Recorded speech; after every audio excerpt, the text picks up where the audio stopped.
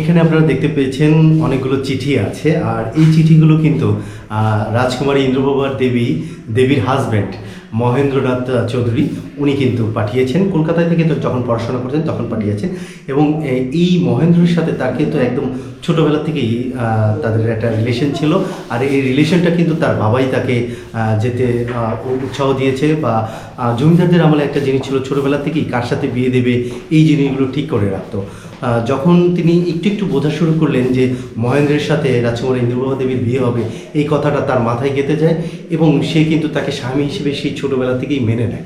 এবং তার বাবা খুব অল্প বয়সেই মারা যায়, কিন্তু তার বরদা যিনি রাজা হয়েছিলেন এই দীঘাপতিয়া রাজবাড়ির প্রসন্ননাথ রায়, সেই রাজা কিন্তু তাকে প্রায়োরিটি দিয়েছিল তার ইচ্ছাকে, যে তুমি যা চাইবে তাই কিন্তু দেবো।